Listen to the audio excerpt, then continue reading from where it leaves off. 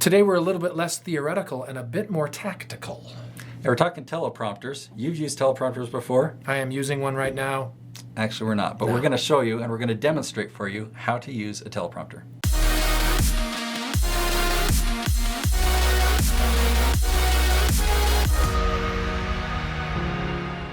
If you're new or old in YouTubing, I'm going to talk a little bit about teleprompters today and the use of this really cool technology that recently app developers and others have made it so easy for YouTube. Yeah, it's become a lot hosts. easier. Yeah. And I highly recommend this for new and experienced people.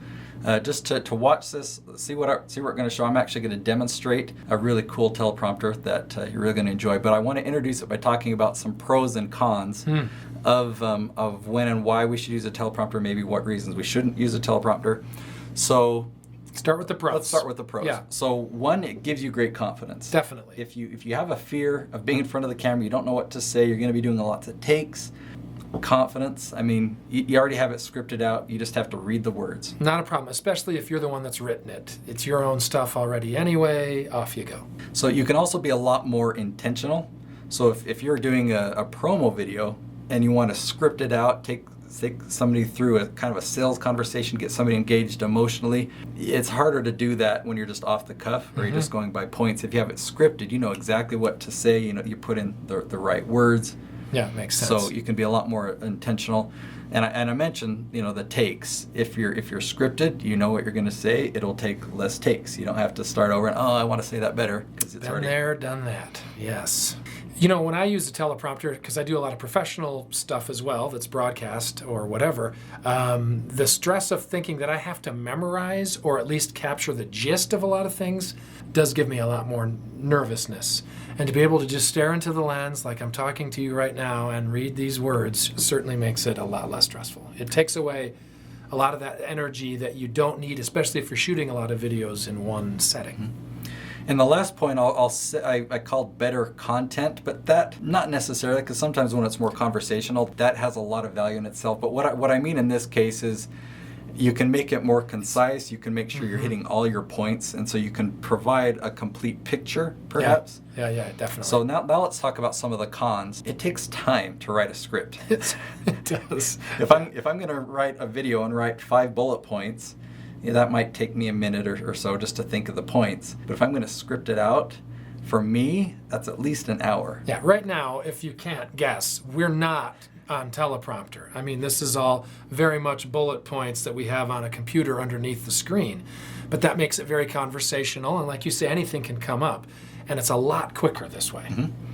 And it's with the teleprompter, it's easy to lose energy because you can just get into reading mode. Talking head. It's really easy to read, and you can have a really boring voice when you're reading. And it can get, and actually the movement can get a little hypnotic as well. If there's a lot of copy on the screen at once, or it really doesn't matter, but if it's moving at a certain pace and rhythm, it can be challenging to keep you awake. Yeah. And then eye movements, depending on the teleprompter, depending on how close you are to the camera. Sometimes people will see your eyes moving back and forth, and they're like, "Is he reading?" Yeah, the illusion is blown. But I have a teleprompter I'm going to show you that works really, really well, and we're going to demonstrate how to use the teleprompter correctly. You're going to be the guinea pig, so you better be a good example. I'm in. So I've got my camera here. It's a DSLR. This is a wide lens, but it's also a big lens. Big is important because if your eyes are moving back and forth in here, you're looking at the lens no matter. So you got a big area that you can look at. Versus if I were to be filming on the camera on my phone, if I'm looking over here. So anyway, check this out. This is the teleprompter. This little box, and in fact, it's got a cover on it.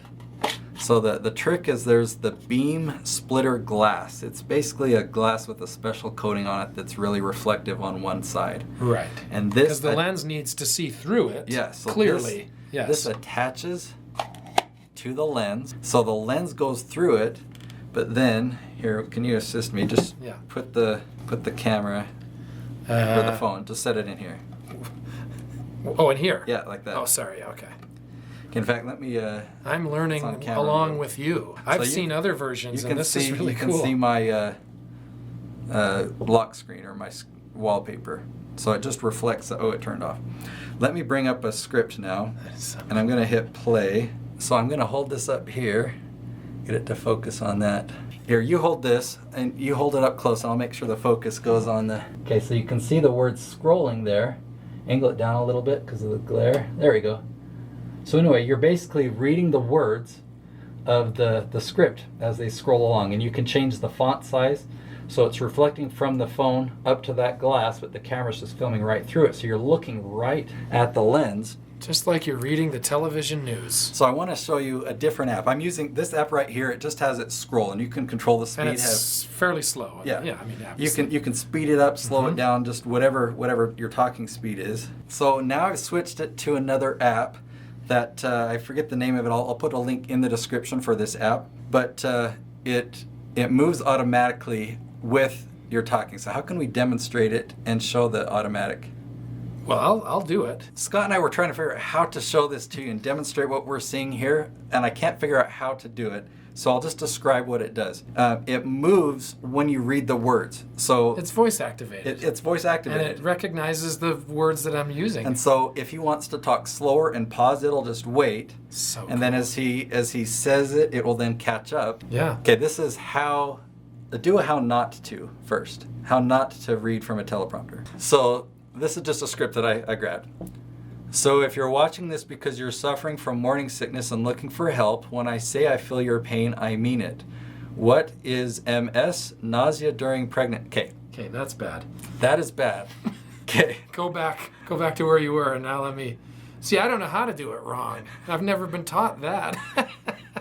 So if you are watching this because you're suffering from morning sickness and looking for help, when I say I feel your pain, I mean it.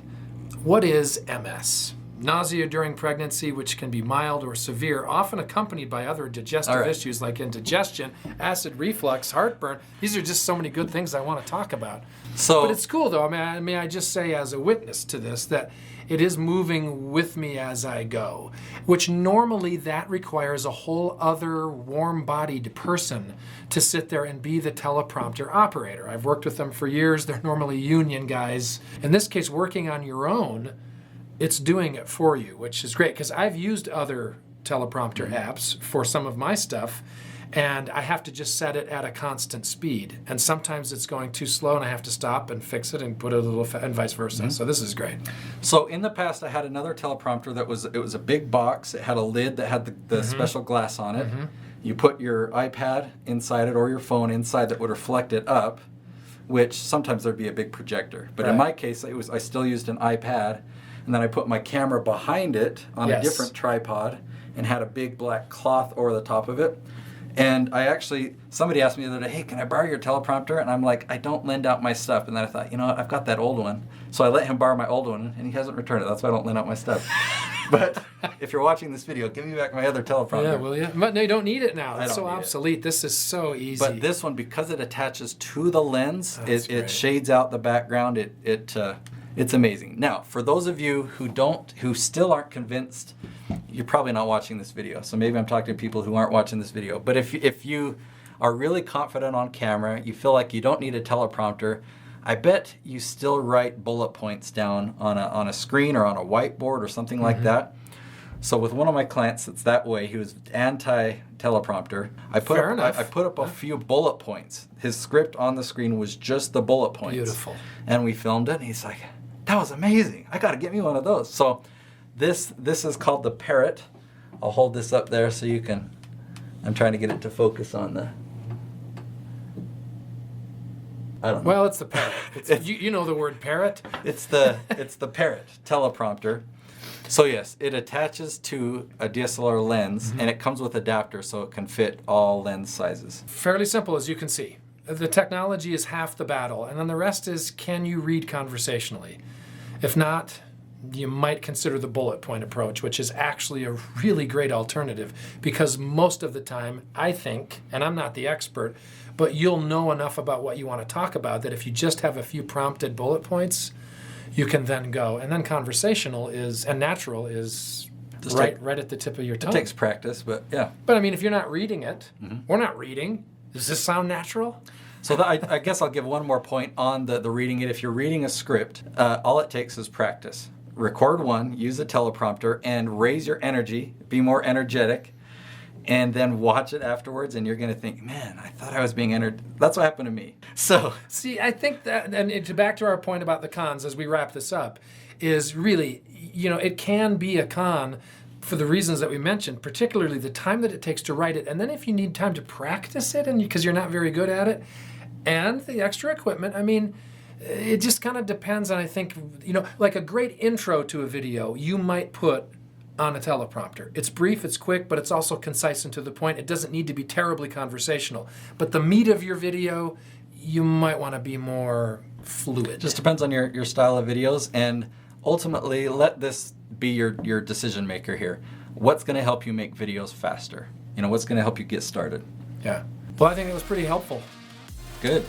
Especially for those who have no idea how to use a teleprompter. Did we convince you? One way or the other. Yeah, let us know. Use or not use. Are you going to be trying a teleprompter or not? I'd be curious to hear.